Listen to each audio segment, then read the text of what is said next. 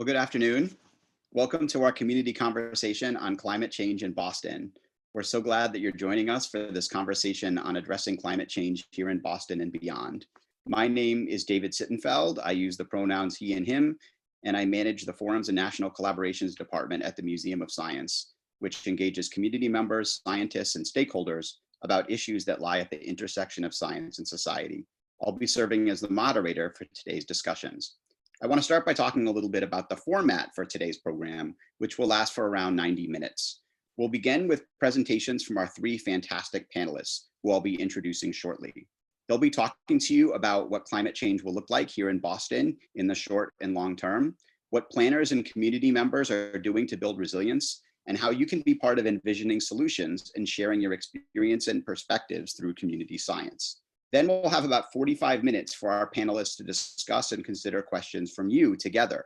I'll end by mentioning some projects that we're involved in that present opportunities for you to get involved in building climate resilience in your own community. And our panelists will be talking about some of those too. You can start sending in questions for our panelists whenever you'd like through the question and answer tool at the bottom of your screen in Zoom. I just ask you to keep your questions constructive, focused on the topic of climate resilience in Boston. If you're watching on Facebook, please know to ask questions. You'll have to click on the Zoom link in the caption of this video. On Zoom, just press the Q&A button at the bottom of your screen and include your name if you'd like a shout out if we end up asking your question. If you'd like to see captions, you can click on the close caption button on the bottom of your screen and select show captions. Now I'd like to introduce our terrific panelists. I'm going to introduce them all now, and then we'll hear from them in the reverse order of how I'm introducing them to start our programs. So I'd invite our panelists to turn our cameras on.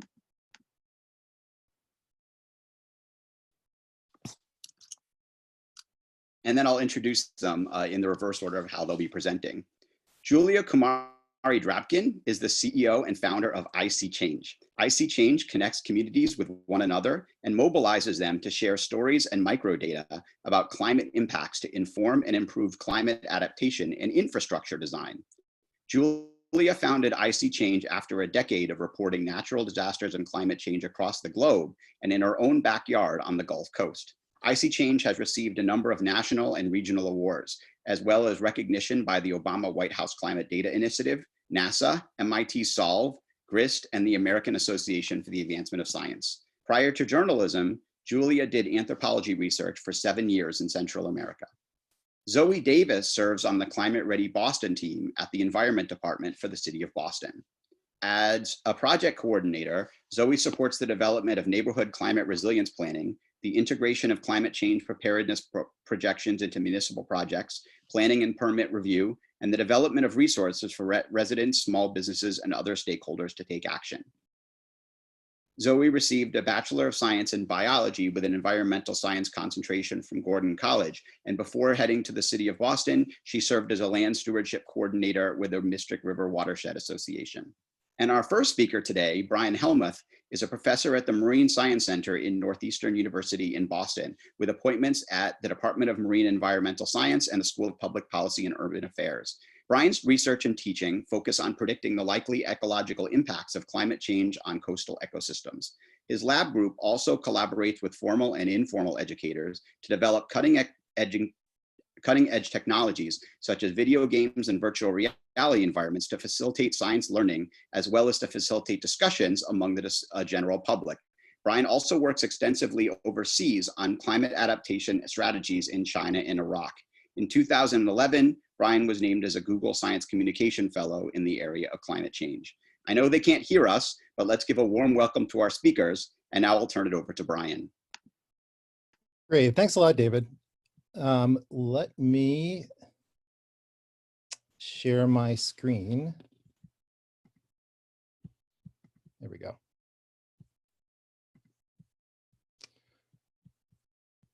All right, David, are we good to go with you seeing my screen? Yes, we're all set. Thanks, Brian. Okay, great, thanks. Thanks everybody for tuning in today. The talk I'm gonna give today is kind of a wide romp that goes through a lot of my career in some ways. And so maybe a better way to think about this is Memoirs of a Reluctant Climate Scientist. And that's one of the confessions, is that very few of us ever set out to be climate scientists. We kind of defaulted to this after a number of experiences that led us to where we are today. For me, and I think my family can attest to this, honest to God, I just wanted some job that would pay me to be a scuba diver. I grew up watching Jacques Cousteau, living underwater, exploring the world's oceans. And at a very early age, I knew I wanted to be a marine biologist. And to a large extent, I've been able to do that. I now work with Jacques Cousteau's grandson, Fabian, as one of his science advisors. I've been able to travel the world and see these just absolutely gorgeous underwater environments. But over and over again, beginning in the late 80s and early 90s, when I was doing my graduate work, I would go to these beautiful sites, places like this coral reef, and come back the next time around, and it would look something like this.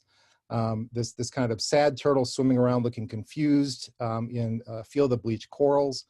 And then you go back a couple months later and everything looks like a parking lot. And over again, I would see this in a number of habitats, in intertidal habitats and coral reefs.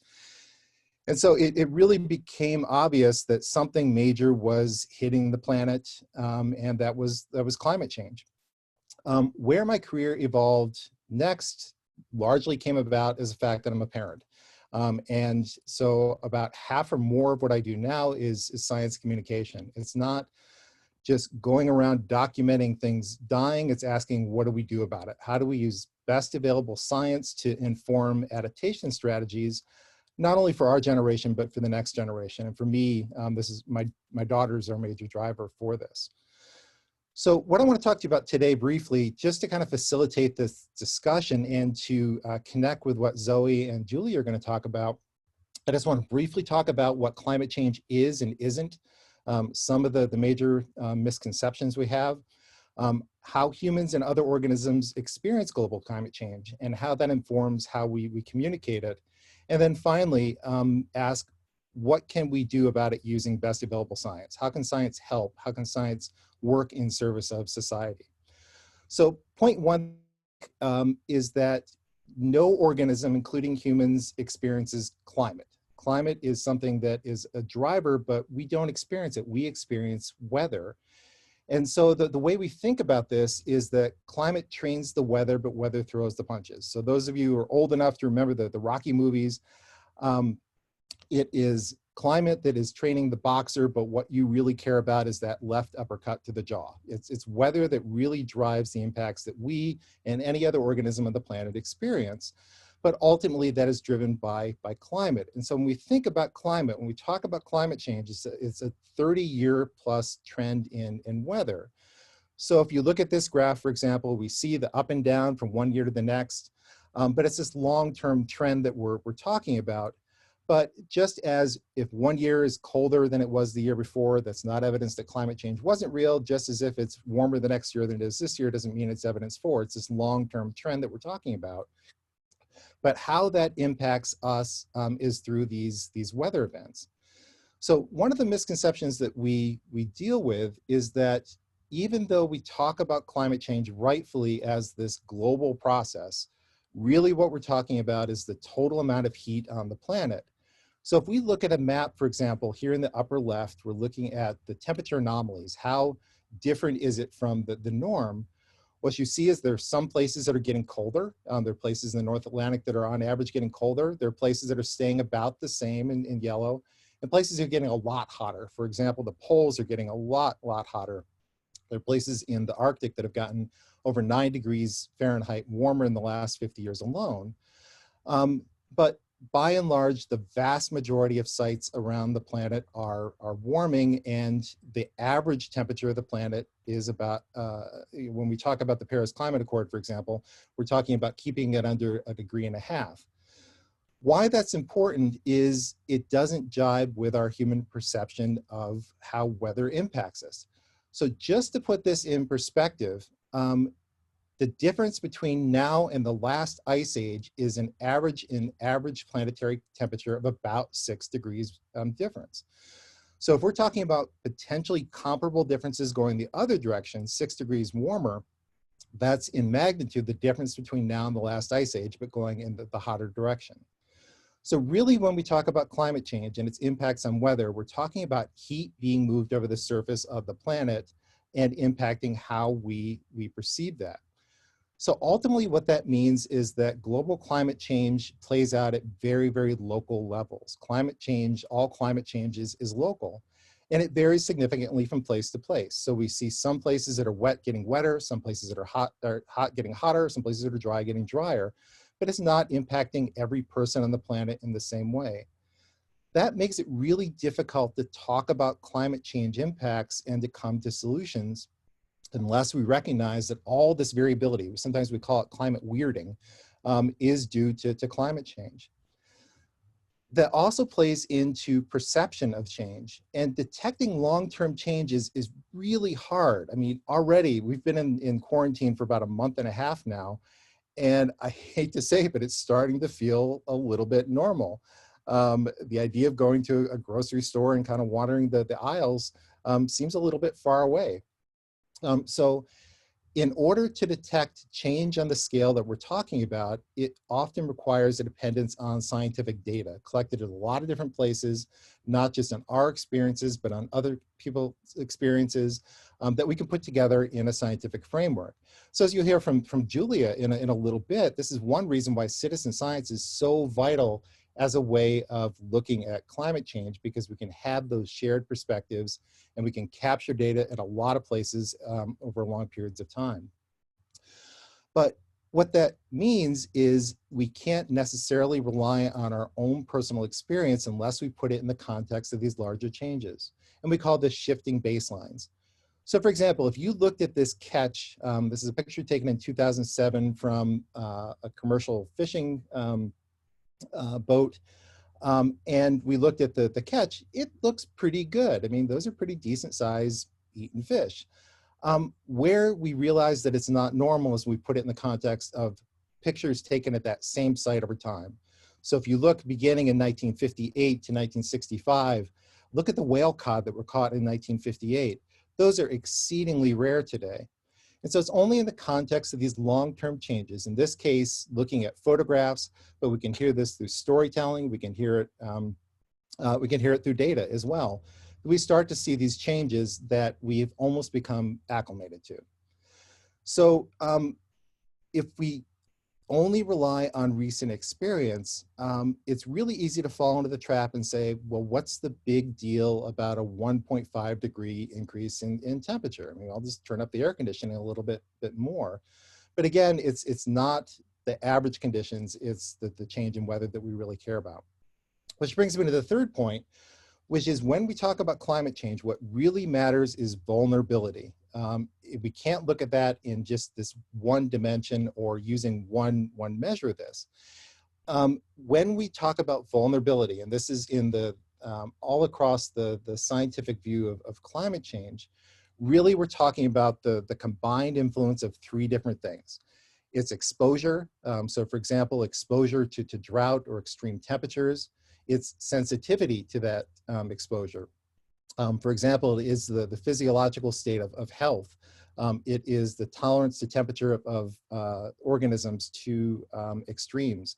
And then the final one is adaptive capacities, the ability to alter your exposure or your sensitivity. So it could be natural selection happening on non-human organisms, or it could be technological solutions changing our sensitivity or exposure to those.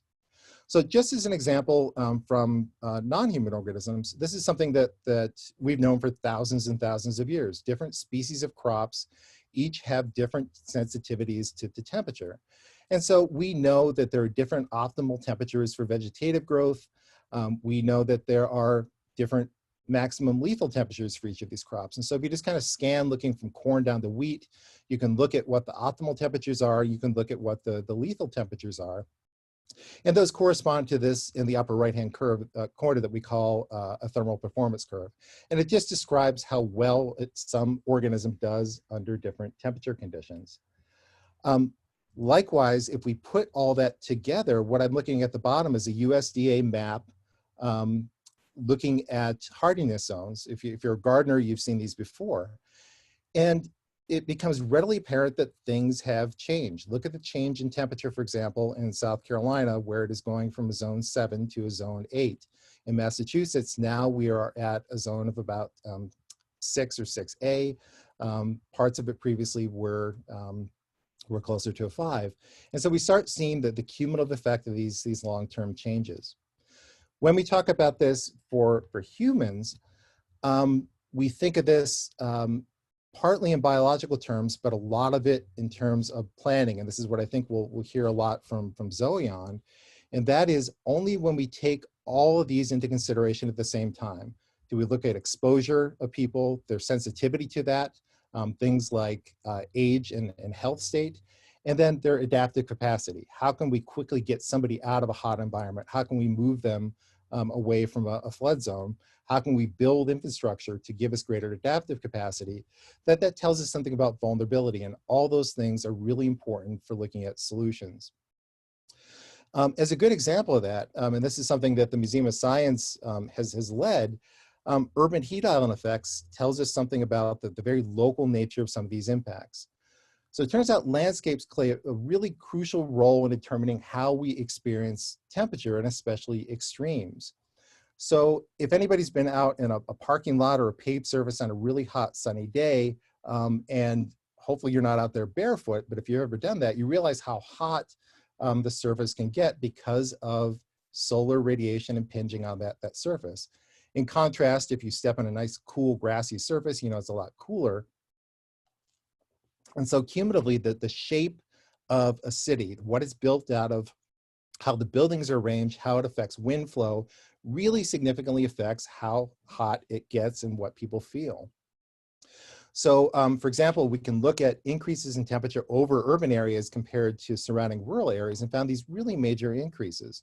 So this is a project that Museum of Science, led by your host, David Sittenfeld, led this summer, called Wicked Hot Boston, where citizen scientists drove around Boston with thermometers, measured different temperatures, and found some pretty major differences across the surface of the Boston landscape. So just as one example, in the South End, on this highly paved surface, they were recording 101 degrees Fahrenheit, where other parts of the city were closer to 90 or 95 during heat wave. And so my final point then is, well, what do we do about this using science? And just to kind of summarize it up, first of all, we can take what we know. We can take the decades and centuries of science to quantify vulnerability, to inform solutions. It can guide experimentation to uncover the things we know that we don't know, to fill gaps, and that's applied science. And basic science can help point in the direction of what we don't know that we don't know. What are the really big things that we might be missing, that if we forget to include these, we're really in a lot of trouble. So this is what my lab does. It's called ecological forecasting. We think of it in terms of a kind of triage, where we use ideas of vulnerability of non-human organisms and those subsequent impacts on human societies to ask where we prioritize resources in climate change. And one of the big things that we do is we push an idea of systems thinking, this idea that there are unintended consequences unless we look at how things fit together. We can't just solve one thing unless we're really looking at how it is interacting with other aspects of society. And I'll finish with this, which are the UN Sustainable Development Goals, that really takes the same kind of approach. So it asks, in order to address climate change, we have to address education, we have to address gender inequalities, we have to address poverty, which sounds like a really big job. But the good news is that if we start improving these, we're improving all aspects of our life. And so it's not just solving the climate crisis, but it's helping us in society in general. And I will stop with that and turn my screen back over to David, I think. Thank you so much, Brian. That was a fantastic start to our conversation. And I think it brings forward some things that you'll hear Julia and Zoe talk about in their conversations too. I think we can go ahead and take one or two questions inspired by your talk now, and then more of this I'm sure will come up in a little while. One question that we got has to do with the current COVID-19 situation and its impacts on the environment. Someone says, how can we learn from what we see happening in our environment due to COVID-19 What can we do moving forward, and will it make a difference? That's an awesome question. I could probably spend about 20 minutes answering that as well. So I'll try to hold myself in check. I mean, first of all, it's pointing out that in the absence of humans, nature can repair itself. We're seeing animals coming out again. We're seeing significant drops in pollution, in particulates. We're seeing levels of clean air that we normally don't see. And so I think it shows that if we start doing the right things, it really can pretty quickly start making a positive difference. The other thing I'm hoping it points out, exactly like this kind of exercise, is there are these alternative ways of doing things that don't mean the end of society. I mean, if we start traveling less and start using telecommunications more like this, as I think we're becoming more accustomed to, I'm hoping that'll become the new norm. We can cut down on greenhouse gases. I admit, I mean, I work overseas. I'm one of the worst offenders, and I'm really loving not having a huge carbon footprint. But yeah, I'll stop there, but that's a fantastic question. Thanks so much. The next question that we got, I think, is definitely going to be answered by my next speaker. So I'll say it and then turn it over to her to answer it, I think, in her presentation, which is what kinds of things is Boston doing to act on the 3 categories Brian mentioned? So I think we could table that question for about 2 minutes because I think you'll get it. But I will ask you one more question, Brian, inspired by your talk. And it's, you talked a lot about, for example, how we can tell what long-term trends are telling us through anecdotal data or stories or pictures or measurements. Can you just talk a tiny bit about how in your lab you use science to try to make the invisible and far off a little bit more visible and personal by embedding measurement sensors into nature or visualizing the kinds of things that your researchers measure? Yeah, I think the most honest answer to that is we don't use science to do it as much. We collaborate with artists. We're working with an underwater photographer right now. We're working with cognitive psychologists. We're working with storytellers. And I think, as we'll likely hear from Julia, the science and technology enable us to make measurements that are meaningful scientifically, but the communication of those is where this really matters. And that's where I think we use the right side of our brains with the storytelling. And so it's through those collaborations across society that I think it really is going to matter. Thank you so much, Brian. And there's more questions coming in. I'm sure we'll take to them a little later. And just to remind people, if you want to ask us a question, please do it through the Q&A button at the bottom of Zoom. If you're watching through Facebook, then you have to click over to Zoom to ask a question.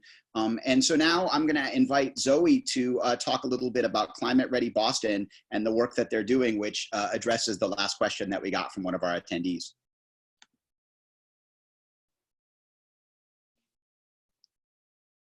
Thanks, David. Are you seeing my screen okay? Yep, you're doing great. Thank you, Zoe. All right, let me just get settled again here. All right, here we go. And you can turn on your camera so we can see your face too, if that's okay. Sure, yep. Terrific, thank you. Awesome. All right, well, hello everyone.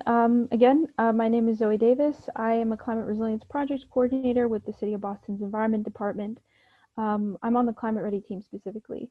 So today I'm going to share a little bit with you about what Climate Ready is, some of the risks facing Boston, and then solutions and initiatives underway to prepare Boston's communities. So Climate Ready Boston is the city's initiative to develop resilient solutions in order to prepare for the long-term effects of climate change. In 2016, the Climate Ready report assessed Boston's vulnerabilities to climate impacts and recommended some initiatives that would help build resilience across planning, policy, and infrastructure. And so when we're thinking about adapting, we're looking at infrastructure, but we're also looking at people and building social resilience within communities. And at the core of Climate Ready, the belief is that Boston can thrive within the context of a changing climate, but that is if we take bold action and start adapting now. Climate Ready builds on a number of other citywide initiatives, and it works in concert with a number of citywide initiatives. I'm going to just pull out Imagine Boston 2030, which is in the top left-hand corner of your screen. Imagine Boston 2030 was a significant milestone because it was the first citywide plan in 50 years, which provided a framework to protect and enhance the city. So a significant goal of this report was to promote healthy environment and to prepare for climate change through reducing greenhouse gas emissions or through increasing tree canopy and growing the urban forest, and also through district scale resilience planning. So going back to Climate Ready, the report identified 4 main areas of risk for the city. So we're looking at extreme temperatures, specifically heat and urban heat islands, extreme precipitation and sea level rise, which contributes to stormwater flooding, and then coastal storms and sea level rise, which contributes to coastal and riverine flooding. So the map that you're looking at here shows the surface temperature of Boston in the summer of 2015. Now in that year, there were 22 days over 90 degrees. And so 90 degrees is the threshold at which the city declares an extreme heat event. And if you take a look at the chart on the right, you'll see that by 2030, we could be seeing up to 40 days over 90 degrees. And by 2070, 90 days over 90 degrees, with 33 days possibly above 100 degrees. So that's really hot, and I'm sure many of you have experienced that heat in Boston. And as summers are getting hotter, with more heat waves, there's risk of increased heat island exposure, which has a disproportionate effect on those who are more vulnerable to heat-related illnesses. And these are folks such as children and older adults, and those who don't have access to cool spaces during the summer, individuals with conditions that are exacerbated by heat, such as asthma, and also folks who live in neighborhoods with limited green space, where there's cooler spaces to cool off. So taking a look at stormwater flooding, in many areas of Boston, we know that stormwater flooding is already an issue. Some of us know from personal experience. But by 2060, we could be seeing heavy precipitation events that could drop more than 6 inches of water within 24 hours, which is about the height of your average city curb and 20% more than what we currently get today. And taking a look at coastal flooding, here's a map of where we expect to see flooding with 9 inches of sea level rise, which is then projected to increase up to 36 inches of sea level rise by 2070. So for coastal flooding, what we're looking at are 3 scenarios, and these scenarios are based off of the Boston Harbor flood risk model. So as I mentioned before, this map is showing 9 inches of sea level rise by 2030.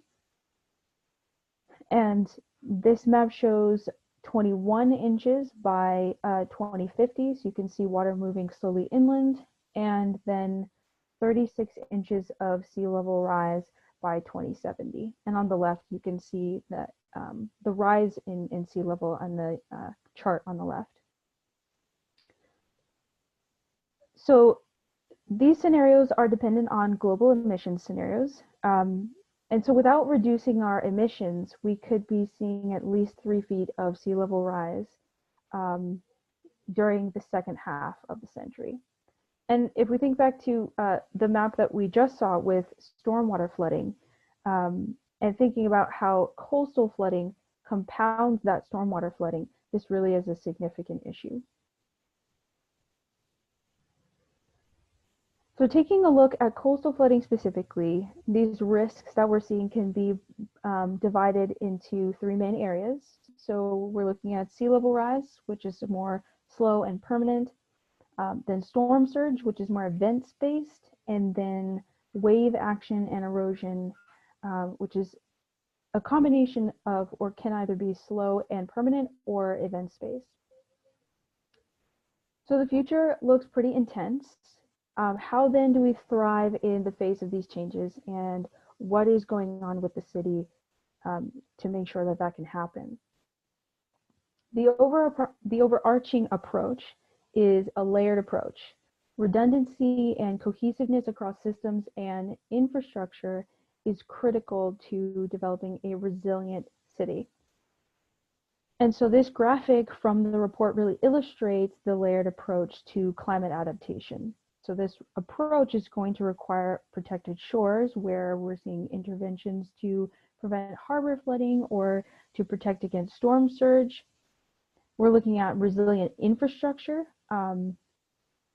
the modification of existing infrastructure or the creation of new infrastructure to allow effective functioning under future climate conditions, adapted buildings, so efforts to retrofit existing buildings to be more resilient, or building resilience into new buildings, and of course preparing and connecting our communities through efforts, through planning efforts and operational protocols that will empower communities and increase capacity of facilities and institutions to thrive under the future climate conditions. So, what initiatives are underway to prepare for coastal flooding? The neighborhood level coastal resilience plans are the primary initiatives at the moment with regards to coastal flooding. So the climate ready vulnerability assessment identified neighborhoods and areas in specific areas in neighborhoods that would experience coastal flooding in the future.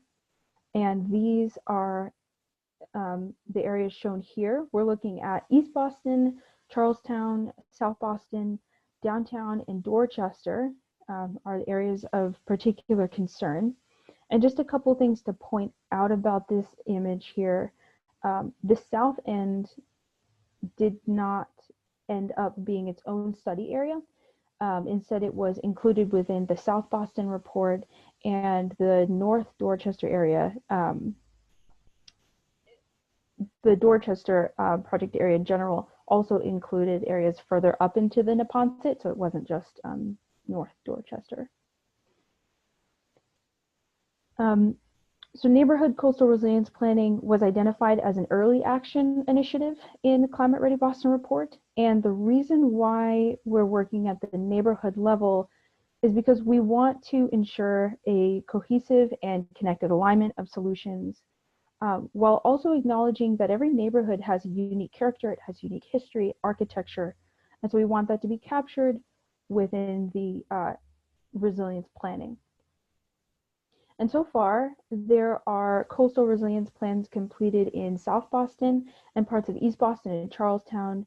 And currently, we have underway the Downtown North End report, as well as the Dorchester report. And soon to follow, we are preparing for the next phase of coastal resilience planning in East Boston and Charlestown in areas that were not included in the first phase. So what's going on with regard to heat resilience? The Climate Ready team, the Environment Department as a whole, works alongside many other departments and also our community partners, such as the Museum of Science. So I really wanted to call out the work that they did with regards to heat mapping and citizen science through their Wicked Hot Boston project. They were able to create a series of really awesome maps last summer. A couple maps in particular that I found interesting was the that we didn't have information on before was the heat index, which is essentially a measure of how temperature feels, and then the change in temperature over the course of a day. So these maps have been really cool to work with and are informing how we're planning for heat in the future. The Boston Public Health Commission is also working on a number of initiatives, such as the extreme temperatures response planning, the extreme temperatures communications and outreach, and also neighborhood emergency preparedness plans. And finally, the Boston Parks Department is building out an urban forestry plan to address urban heat islands and also to just build awareness around trees.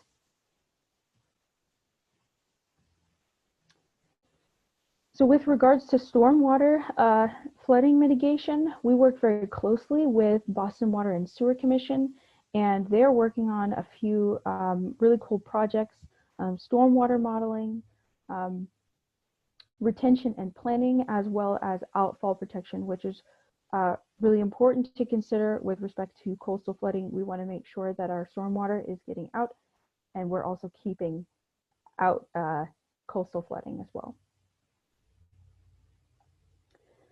And for the smart utilities policy, this was set in place to encourage resilience and efficiency across utilities.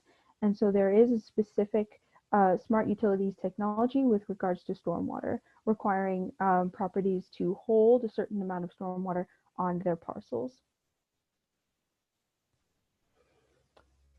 And finally, I'll end with everyone has a role to play. So the city and its community partners, but every resident in Boston has a role to play. So the Greennovate team works to involve communities in addressing climate change by empowering residents to take action in their own communities. So there are a number of programs and events that you can be a part of to get involved with climate action within your community, either by becoming a Greennovate leader, which is a program to help increase awareness around climate impacts, or through the Ambassadors Program, which has a more climate equity focus, and also through urban wilds and street cleanups, which is a great way to help keep Boston clean and to go out there and meet your fellow Bostonians. So I encourage you all to, if you are interested in getting involved with the Greennovate team, connect with David Corby. He is the Greennovate Boston Outreach Manager. And there are a number of other initiatives that are going on that I haven't mentioned here. So I encourage you all to take a look at what's going on with Climate Ready. And so for more information, you can find the Coastal Resilience Project tracker, the Climate Ready tracker on the city's website. Thank you all very much. Thank you so much, Zoe. A bunch of questions came in while you were presenting, and we'll get to a couple of them now and some later. But I wanted to, before I got to this question, just point out one thing that Zoe said, which is that there's an amazing amount of data available for you to play around with at home that is the kind of thing that Zoe and other community planners are using to help inform their climate resilience plans. And so if you go to the Climate Ready Boston website, you can go to the Climate Ready Explorer, which is an amazing tool and allows you to use some of the kinds of things that Zoe talked about in ways that anyone can understand and access. And so it's a really great thing that they're putting all of this data online for all of us to look at and envision solutions that we can help it to inform as the city and its other communities plan. We got a whole bunch of questions, and we'll get to some later, but there was one that I wanted to call out from Bryden and Winchester. And the question is, can you predict climate in the future? And I'll tweak that a little bit to say that, you know, there's some pretty big ranges of uncertainty that came up in your presentation, right? There's a big difference between 25 days by 2060 above 90 degrees and 90 days. So how do you try to plan for uncertainty? What are some of the kinds of things that you do in trying to figure out how to keep our most vulnerable populations safe and resilient when there is so much uncertainty about exactly what we're going to be facing over the coming decades? That's a really great question. I'd say a lot of that is looking at trends from the past in order to inform the future, especially to inform our modeling. But with respect to how we're preparing communities, I mean, I think that applies as well, looking at trends from the past, but also looking at how people respond to other crises, so not just climate crises. So for instance, the situation that we're in right now, this has given us some insight into how communities actually communicate who are our most vulnerable and how are they getting the resources that we need. And so we're building that library of knowledge so that in a climate situation, we can have that to reference and to actually have programs and resources set in place so that we're prepared in those instances. That's great. And we'll ask one more question and then we'll probably get to some of these other things later. There's a question about what's the general cost and timeline for the adaptations that you discussed? Like how far out are you planning in terms of Climate Ready Boston? And what is the range of sort of, scope and expenditure that some of these things are going to hit? If you could just give an example or two. Sure. So typically with regards to the coastal resilience plans, we're planning for 2070. And because we are developing these plans neighborhood by neighborhood, it really does vary. And it varies by what type of interventions we're using. So whether it's a harbor walk or whether it's a raised berm or whether it's road raising, it'll vary based on that. I will say that they're not cheap, but ultimately what is important is making sure that the infrastructure is safe, that people are safe. So. Thank you so much. And you're definitely engendering many other questions that I'm sure we'll get to in the subsequent discussion. But now I want to thank Zoe and turn it over to Julia, who's going to talk about icy change and some of the themes that came up in both of our earlier presentations, which is how can people be sort of involved in chronicling how they're experiencing these changes and envisioning solutions. So Julia, please go ahead. Okay, I will do that. I'm looking forward to it. And yes, I loved my fellow panelists. Our conversations are going to tie in beautifully. Thank you, David, for doing such a great job with that. All right, I'm hoping that this works out. All right. Share my screen. There we go. Excellent. Yep. And you can go ahead and turn your camera on so we can see you. I am trying to do that. Let's see. No problem if it's not working for Start you. video. We can see your slides. It says unable to start video. Oh, start my video. Okay, here we go. There we go. Right, hey. there you are. Hey. Thanks, Julia. Thanks so much. Awesome. So I always like to start presentations off with a little thought experiment for everyone who's joining us today. I would like you to think about an important life decision that you've made. Where you decided to live, obviously Boston or Cambridge, what you decided to do or study, and who you decided to love. Did anybody in the audience use a data graph or a map to make that decision? Sometimes people do say map, but a data graph or a data visualization. And yet most of the time, that's exactly what we're expecting people to do when it comes to making decisions about their lives, when it comes to climate change. So this is usually the graph that you see. Well, actually, no, can't say that. That graph is not appearing on this, in this particular presentation, but the graph you usually see are some of the graphs that you've seen in some of these presentations, right? Maps that are full of red, because it's so hot or because it's going to be unlivable by this date. But I live at sea level in New Orleans at 0, and I choose to live there because I love it, and I love my community, and I love where I live. So a lot of these conversations about how we're going to adapt to climate change are not just about graphs and maps. They're about people, people like Destiny Bell.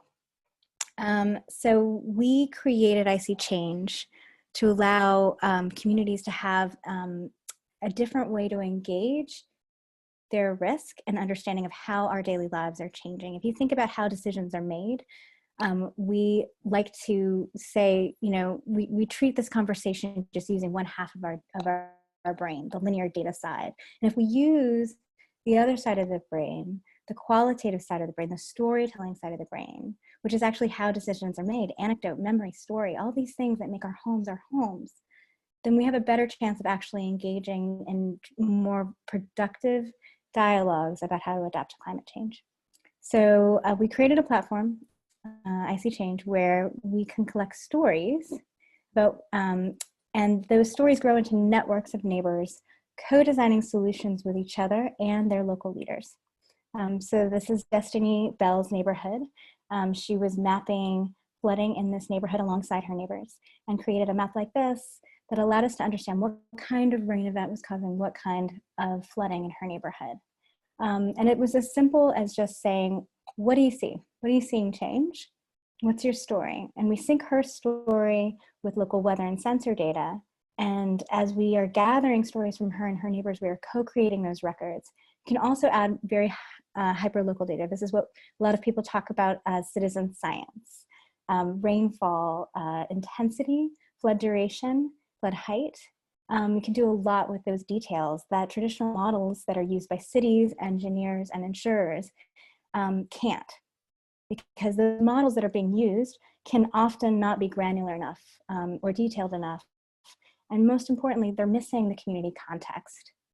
The fact that kids can't play in their yards when it's flooded because their parents are afraid it's polluted. Like that was happening in this corner, that the buses weren't running, that trash wasn't going to get picked up.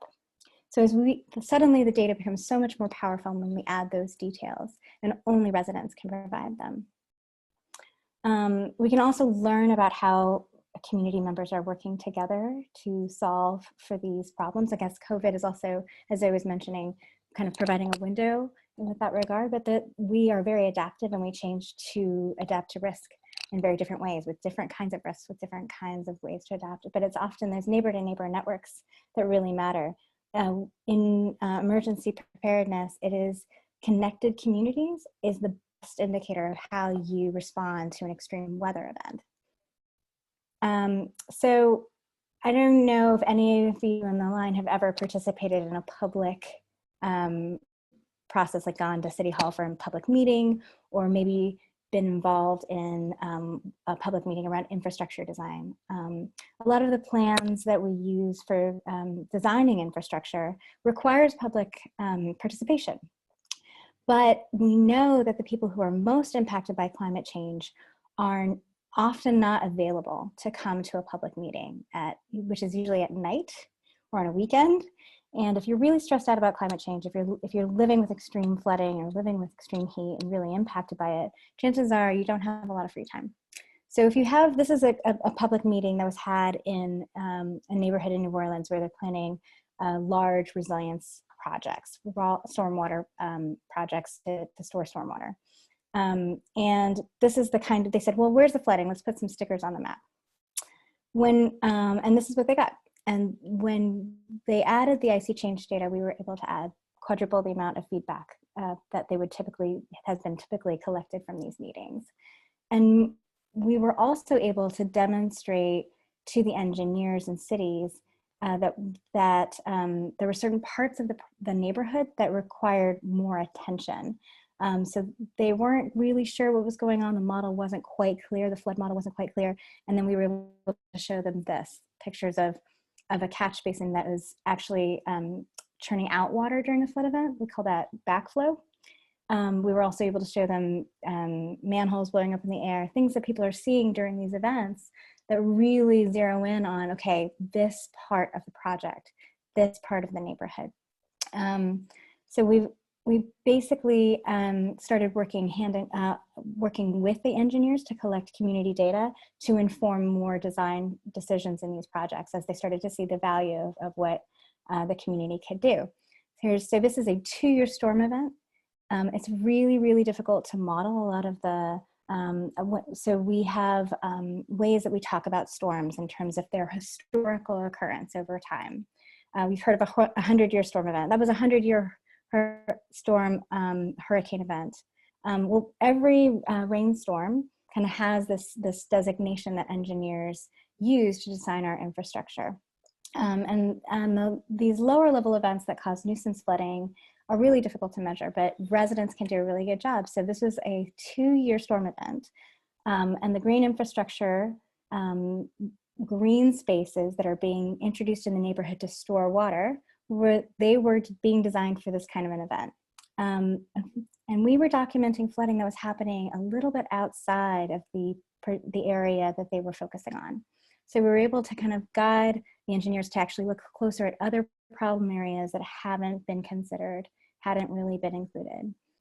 So we went from like this nice to have, like citizens participating in gathering data, isn't that a great engagement tactic, similar to the MOS heat sensor project, to being a need to have, really adding value to a multi-million-dollar infrastructure project. We contributed 4 design decisions, and those projects are going to be breaking ground in the next year, and citizens have had direct impact on them.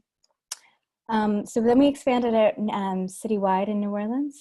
We have a pretty big problem with these rain events. So some of the rain events you're projecting in Boston seems like really nice, like 6 inches. We get 6 inches every month in New Orleans.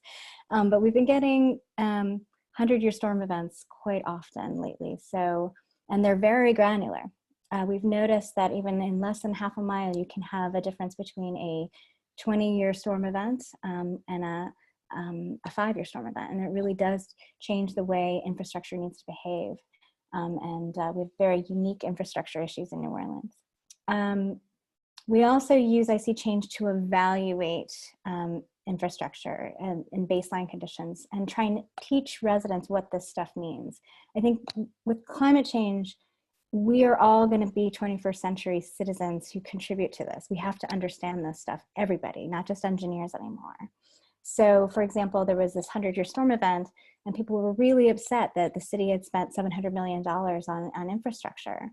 But if you don't know that that infrastructure project was only designed for a 10-year storm event, then you don't appreciate that we had an event that exceeded the capacity of that of the system by tenfold. So a lot of people get really upset, but again, we have to all kind of learn what the infrastructure can and cannot do. We also see that people get really upset with 311, and we understand that some of these tools were really not designed for climate change dialogues because they're so challenging to understand where climate and infrastructure meet. So we actually have been seeing the opportunity to change the paradigm in which we do communication around climate change. When people are posting on the platform, we see a trend or we see an event and we send out a text message inviting people to help us understand what that event meant and how the extent of it. So this was a red tide event in Sarasota, and we started getting students and beachgoers kind of contributing to it. And then we also see people on the platform trumpeting solutions, which is really our goal. We want people to see what works and then ask for more of it. So this is a group in Ocean City, New Jersey. They're using IC Change to document sea level rise and stormwater flooding. So they're keeping rain gauges and measuring the flood heights and taking pictures where it floods, and then they're most importantly telling us when it doesn't flood. And they're really excited about the successes that their city has had with infrastructure projects, and they're actually championing other areas of the island to have similar solutions, and that's what we really love to see.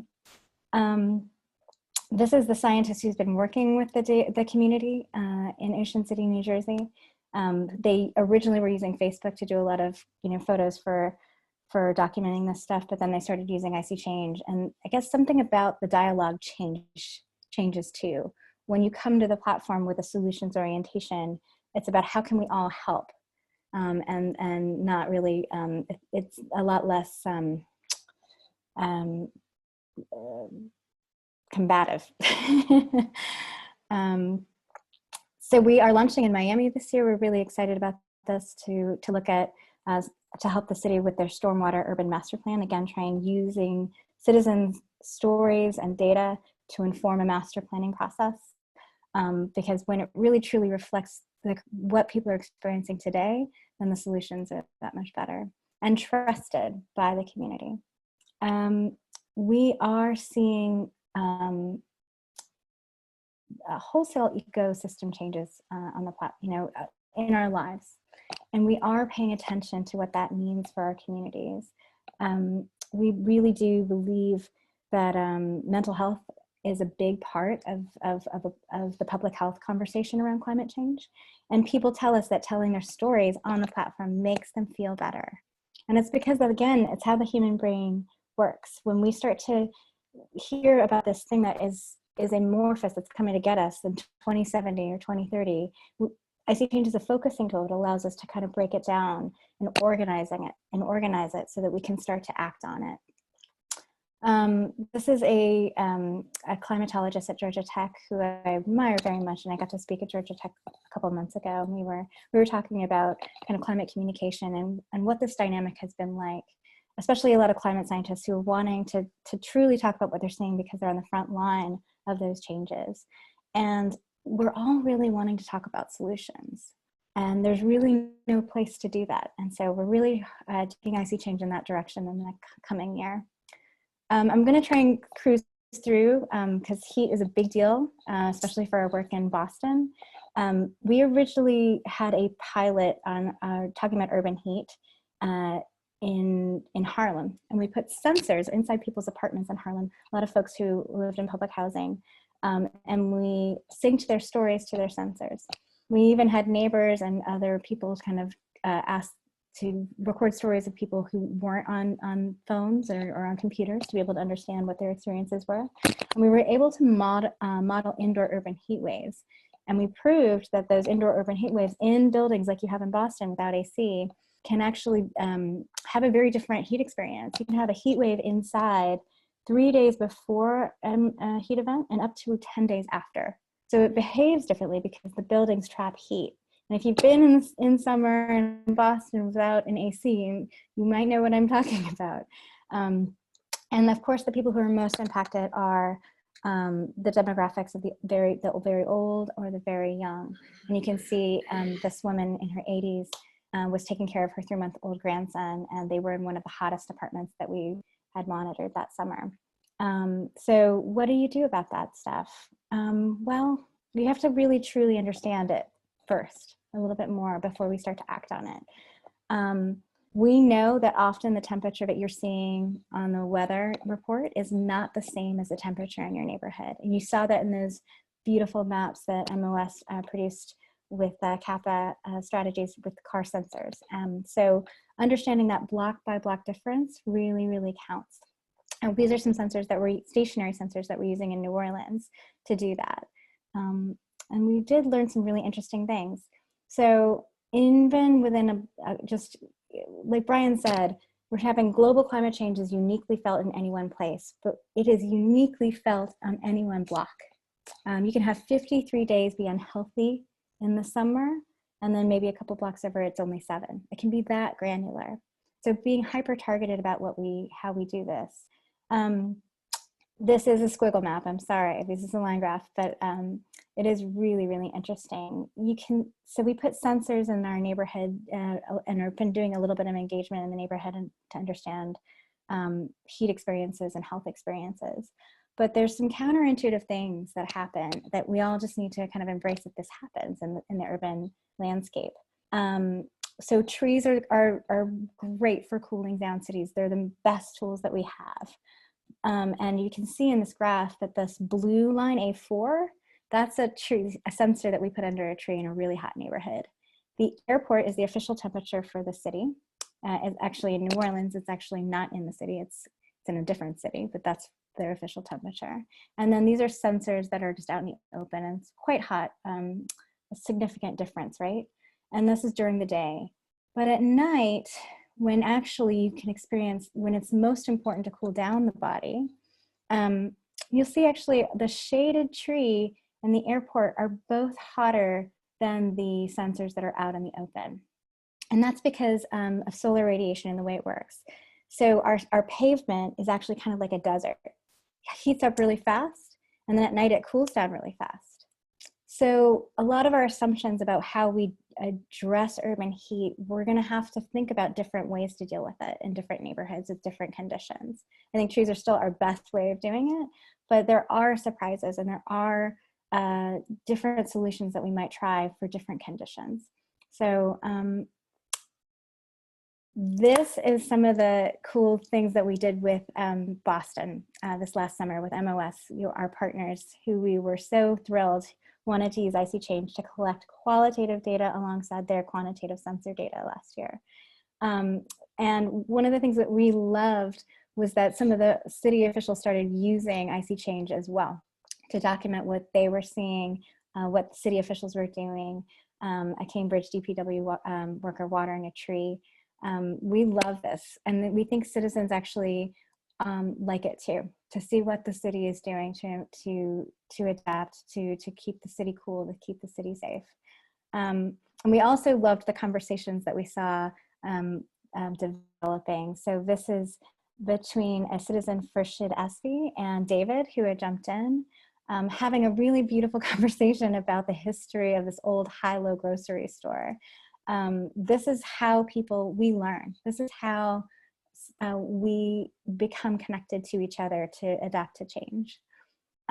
We're experimenting with having sensors deliver data to community members on the platform. We haven't built this yet. We're hoping to this year. But basically, we believe that data is dialogue and dialogue is data, and that dialogue has a lot of value if you engage your citizens to work with you to monitor a city. And this is the example that we always use. That woman you saw originally in New Orleans, who was standing in her flooded street, she talks like every New Orleanian talks, and I'm sure that you've heard this in Boston, maybe in some places. Every time it rains, it floods. That's a very classic New Orleanian thing to say. But once we gave her a rain gauge and just kind of, she started keeping pictures on IC Change, she started talking like an engineer. She wanted to find correlation. She started noticing changes in the kinds of storm events that cause the kinds of flooding that she was most concerned about. And that kind of risk education can actually lower community insurance rates. It's called the community rating system. And really it is, as we learn together what kinds of events are the ones that we need to watch out, we become safer. As Brian said, we lessen our exposure and our risk. We actually do measure this. We can measure this. This was actually a social scientist from Northeastern University who looked at users on the platform over time, and we could see that people are actually learning. Their language changes. As you pay attention, you learn. That's the basic premise of it. We can all be scientists. And I think this is kind of what I get up every day and do this work. We have, we have maybe 10 years to really limit the damage and really get serious about it. But what is really interesting is that the social science suggests that we, human beings, us residents, we normalize our experiences, our extreme event experiences, in a window as short as 2 to 8 years. Even with COVID, we're seeing how we've normalized this new experience. The adaptive capacity of human beings is astounding. It is our greatest asset, but like every great asset, tool, it has a sharp edge on both sides, right? If we don't actually use tools to remind ourselves that this is not normal, we are that frog in the boiling pot.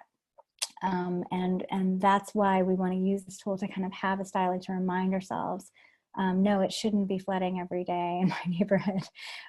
We need to be doing things about this stuff. And that's the thing, if you can see it and you can point to it, you can change it. That is the working premise of IC Change. And when we have people all together doing this, then we have potentially a window to really change it. We have users across 118 countries on the platform. And we have, we have pilots that are developing as we speak, and one of them is in Boston. So I'm really excited to have a conversation with everybody. I'm going to stop sharing about what folks in Boston want to monitor. We're working with David and the MOS community to expand that was done last summer, and I would love to and look forward to talking to everybody. Thank you so much, Julia, for that powerful presentation. I might also add that Julia is joining us from the Netherlands, so it's extremely late at night where she is, but she really wanted to be part of this conversation. We'll get to everybody's questions in just a minute, but I thought I might ask one. Can you talk a little bit, Julia, about High Sea Change, how you lift up and sort of amplify the voices that you shared through the media and the public sphere, through the stories that you create, and the way that you work with public radio and media and stuff like that? I find it pretty inspiring. Sure. So High Sea Change started off as a public media project originally. We were funded by the Corporation for Public Broadcasting. So we used the citizen posts originally to report stories for the radio. We actually are doing that still today. When people post on High Sea Change, and they ask interesting questions, or we're seeing things that they have never seen before, we report editorial stories, and we share those stories out to our media partners. One of them is Yale Climate Connections, and the stories get picked up by the local newspapers as well. And we've been enjoying doing kind of forums in these last couple of weeks. We did one with NPR Science Friday, where everyone started talking about all the changes they've been seeing. This is a very unusual year. We have a pretty early spring in a lot of the United States, and early springs kind of lend themselves to droughts and heat waves, unfortunately. So we are really kind of watching this year with a lot of particular interest about what's changing. And people are sharing just the most beautiful stories about when they're taking their walks, what they're noticing change. Obviously, with COVID, people are seeing more animals. They're wanting to know, is that because of COVID, because there's less people, or is it because of the early spring? And there's just so many unanswered questions that we report out with stories. We interview scientists like Brian, and then we talk to people like Zoe to understand kind of what the city's priorities are when it comes to fixing things that citizens are noticing, and really cultivating a dialogue that way.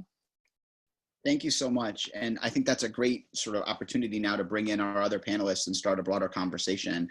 So I would invite Zoe and Brian to turn on their cameras and their microphones. There's a bunch of questions coming in. I think let's start with one that I think Julie alluded to a little bit. It has to do with those shiny examples that make planners and scientists excited or optimistic about what we can do about this problem and about building resilience and doing adaptation. One question came from, how can we adjust the density of urban spaces and suburban areas to improve our situation around climate change? What are some exciting examples of things that architects and urban designers are doing to work towards climate resilience goals? I don't know if you want to start with that, Zoe, and other people can chime in on examples that they're really excited to share too. Sure. There are a couple things that come to mind immediately. One is just the development of, with respect to heat resilience, is the development of cool technologies. I mean, there are things like green roofs, there are things like cool roofs. You can apply some of those similar technologies to pavement, and even bring in arts and culture with using cool paint on building facades, so that, you know, science is and some of these resilience solutions are visibly sort of beautiful. Another is, especially in Boston, is the development of resilience design guidelines, and this is specific to flooding. So it's just a set of strategies that homeowners and developers can look to understand the ways that they can keep their homes dry and keep their buildings dry. And those are some of the main things that come to mind in terms of climate resilience. Thanks, Zoe. Anybody else want to chime in on that? Feel free if you want to. Yeah, I just want to quickly add, I mean, I work really closely with urban designers and landscape architects. Dan Adams is a colleague at Northeastern. And I think taking an even bigger step back, where we're seeing a lot of urban design is looking at this idea that there's not a separate built environment and natural environment. It's all part of one ecosystem. And so it's exactly as Zoe's saying, it's integrating this kind of gray infrastructure and green infrastructure to the benefit of both people and, you know, what we think of as natural urban environments. And so it's this recognition that we can't get away with just keeping out nature. We have to integrate with it. And so I think there are a lot of really innovative designs for reducing flooding, for reducing urban heat island effects using natural vegetation. Yeah, I think we all kind of love this network of knowledge that has been developing between scientists and cities and citizens and designers. I think, Grace, your question in terms of adjusting the density of cities, one thing that may keep in mind too is that density isn't always a bad thing. It is, it can be an efficiency if we all, like in some neighborhoods, and mine in particular, we don't have, if we're not creating enough space for water to move or for heat to create parks, that can be a problem. So actually density, if we are kind of really compact and then we give more space over to more natural areas to absorb stormwater or coastal flooding or heat, can actually help us a little bit. So it is kind of, maybe you might consider it a scooch that we're going to have to do. And that's going to be a really, really big deal on the coastlines. Sometimes when I go running, I think about the big questions, like how do we undevelop our coasts? How do we adapt our coasts? And those are really big questions. And we don't have answers for all of them, but we're learning in spits and starts. That's great. Thank you, Julia, and the other panelists. So we have a question here about, I guess, what we would call climate variability. Julia referred to the fact that many places in the United States are experiencing an early spring right now. I know I posted a lot of things in February and early March when it was very warm around Greater Boston. But there is a question saying, you know, if global warming is a problem, why are we looking at snow this weekend in Boston? Isn't this spring? How do we make sense of the variability that we experience, and how do we put that in context? So anyone who wants to answer that question, feel free. I can jump on it first. You know, the usual disclaimer, I'm not a climatologist. I play one on TV, I'm a climate biologist. But I think this points to looking at the broader landscape, right? So when we were having snow, there was a major heat wave in Florida. And so it's when we look at these things in aggregate, and it really can get confusing sometimes. So for example, when the jet stream weakens and it buckles, it goes up towards the Arctic and it brings down all that cold air down to the lower 48 states. And it's ultimately because of a weakening in a pressure system due to changes in heat. But ironically, in some ways, it feels colder. And so it's part of why it's so hard to sense climate change based on your own personal experience unless you share that with others, unless you are recognizing that, you know, my peers in Florida are experiencing something really, really different than what I am. That's a great answer. Right. Sorry, go ahead, Julia, sorry. Yeah, no, perception is a great asset, and it also needs to be put in context too. So, you know, we try and put weather feeds on the platform to allow people to, and we're introducing new ones too. But it's really the trend as well. So there was snow, but most of your winter in Boston, I've been watching it very carefully thanks to all the incredible citizens posting about it. It was pretty warm for most of your season. And one of the things that happens in the spring, in that transition from winter to spring, is the beginning of what we call the growing season. And it's really that cumulative impact of heat and sunlight that really determines when spring starts, when it kicks off, when plants decide to wake up and start using water. And a spring frost can come in and really do a lot of damage to farmers. I know, you know, if you're living in Boston, you might notice it, but if you have an early spring and your crops wake up or your fruit trees wake up and suddenly get wiped out by a sporadic event like you might be having, that'll wipe out a lot of people's livelihoods. And that is an impact of climate change. And we're seeing it all across the country and the world. Actually, there's early springs breaking out in Europe as well. And the fruit tree farmers are very worried in Bulgaria, and they're very worried here. But one other thing to note is, I'm going to guess, and I haven't looked at this particular snow event you're talking about, but it's probably a pretty warm snow. So one of the things that's tricky about global warming, about climate change, is that warmth actually begets precipitation, and that snow can be just right above freeze. It can be a lot of it, but it may not be that deep freeze that you've been accustomed to as a Bostonian. So those are the nuances and the changes. So it's not just a binary yes or no. It's It's all the details around these events that kind of add up to the climate change picture. Thank you so much, Julie. I think that's a great explanation of, how we differentiate weather from climate and put them in context with one another. One of the things that I think is really interesting is when you look at icy change, what you can see is like sort of individual sort of records that people are collecting over time. You find, for example, one person who takes a picture from her backyard every day. And so we all sort of have this really interesting record that we can make for ourselves and try to make some sense out of that. So there's some other questions coming in. This one is directed to Julia. It says, does the platform ask the citizen to approximate the percentage of surface that's impervious versus green at their location? We don't ask that, but if you want to provide it, we're game for that. We are citizen sourced. So that means if you want to track something and find a way to track it, we're open to it. We also take notes about what people want to pay attention to and how that impacts them. So a citizen, actually, Destiny, which is why I always use her picture, was one of the people who told us originally that it wasn't just the intensity of the rainstorm that really bothered her, it was the duration of the flooding. It didn't drain, and how long it took to drain. And when we went to the engineers who were working on the infrastructure projects in our neighborhood, and we said, hey, is this a variable that you guys really care about? And they're like, yeah, this is great data. So we started including it. So we're very responsive to what the community wants to observe. We're also really interested in kind of co-designing investigations. So we haven't laid out exactly what we're going to be doing with David on heat and flooding and sea level rise and the MOS team. So if you have thoughts, comments, and suggestions, start posting and show us what you want to talk about. Thank you so much. That's a great answer and a great example of how these citizen science projects can be bottom up and co-created the way you talked about.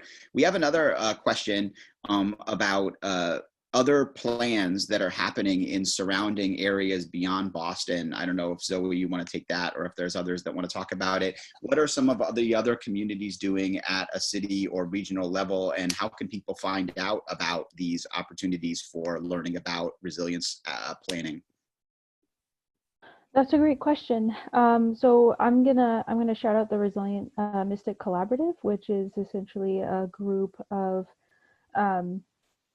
municipalities within the Mystic River watershed. And so what this group is it allows municipalities and community partners to look at climate issues from a regional perspective. So one project specifically to point out is the Lower Mystic Vulnerability Assessment. And so that recently just kicked off, so it's really exciting.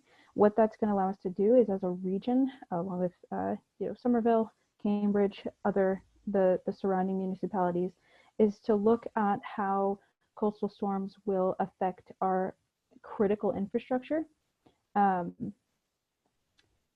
such as food infrastructure, transportation, power, and energy.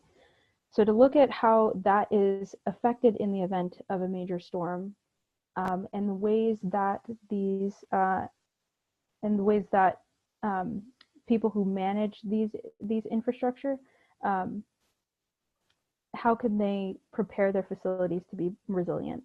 How can they prepare their staff and things of that nature? And then we're also looking at the more community social resilience aspect. So we're trying to understand across these municipalities, who are the vulnerable people? How are they getting their information? How are they getting the resources that they need? And how are they affected in these major storm events? So that more so speaks to what we're doing as a region and as a whole, not specifically other city plans, but I hope that gives you a bit of insight. No, that's great. Thank you, Zoe. We have another question about sea level rise. Someone saying that they have been hearing and seeing news about disappearing ice in the Arctic and what that can mean both for storms and sea level rise. Can someone talk a little bit about different plans for planning for sea level rise? I know Zoe talked a little bit about planning in the city of Boston, but some of the major strategies that people are considering and maybe a little bit of their trade-offs.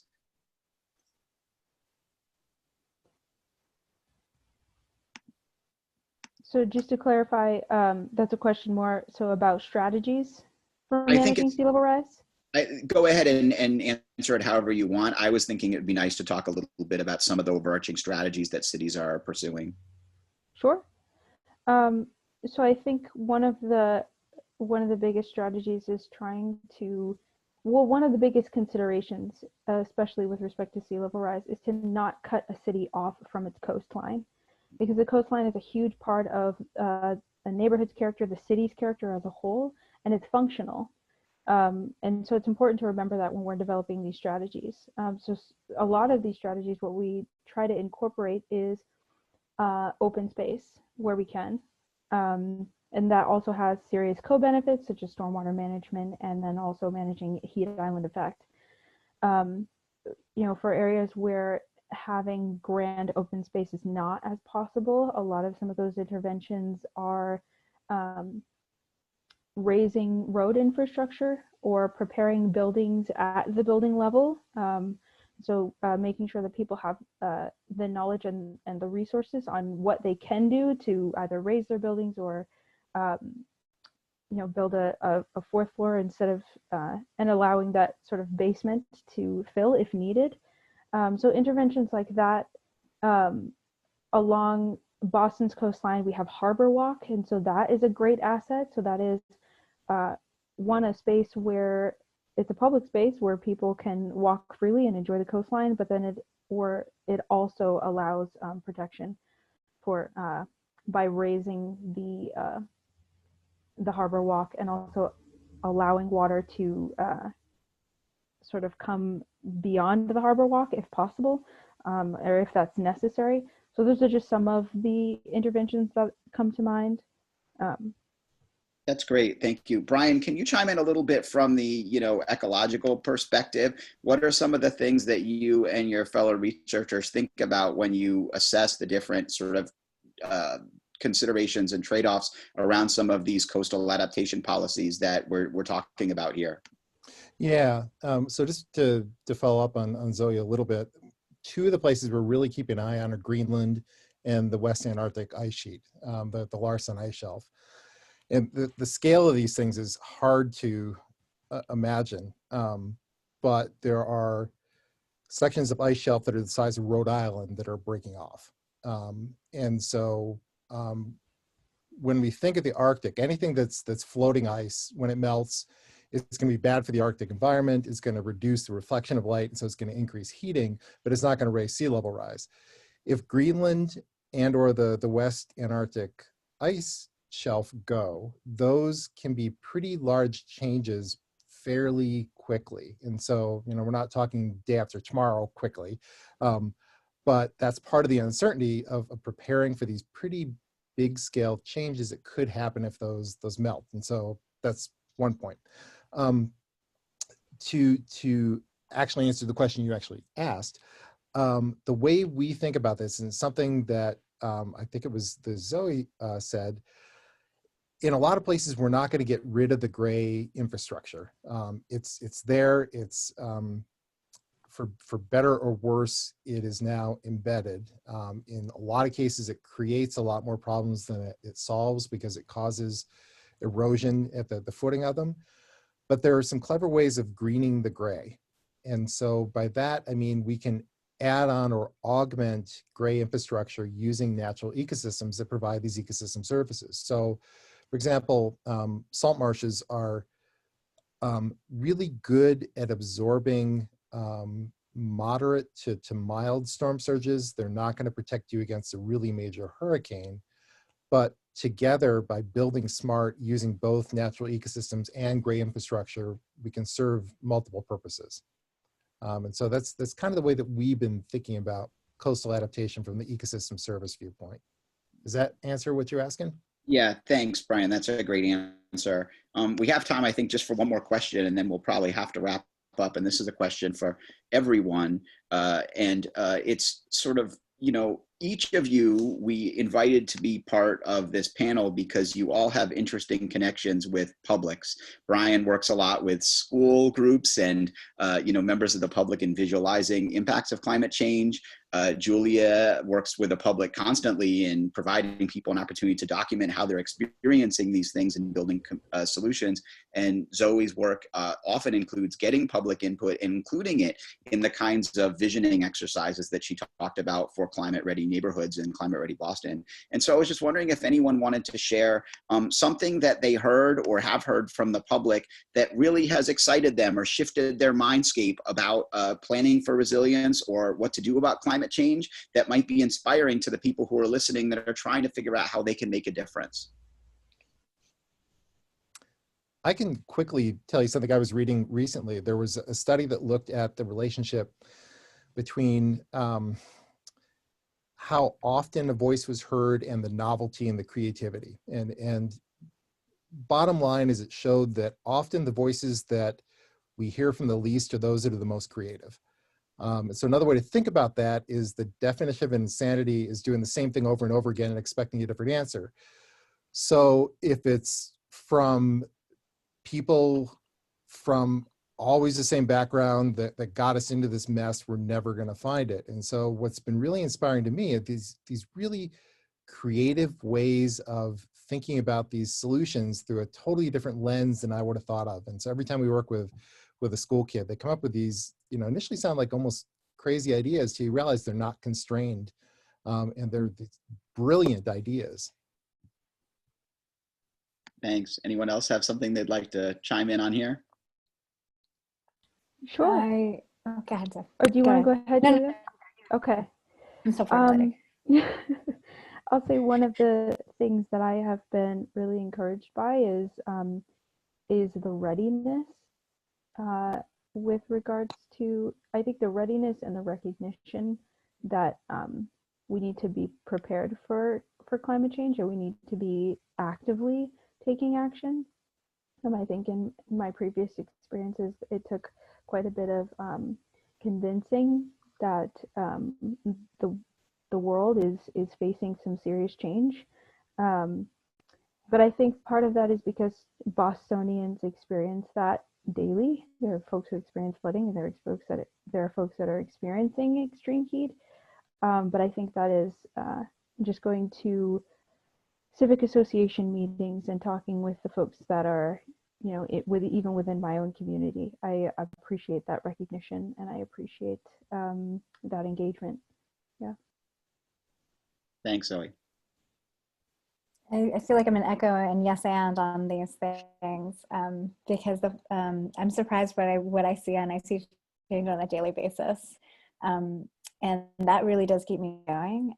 But what really gets me going is seeing the people. For the longest time, we felt paralyzed by climate change. It has been a paralyzing idea, and people don't feel that they can do something. But as we start to see each other in the solutions, that is what gets me excited.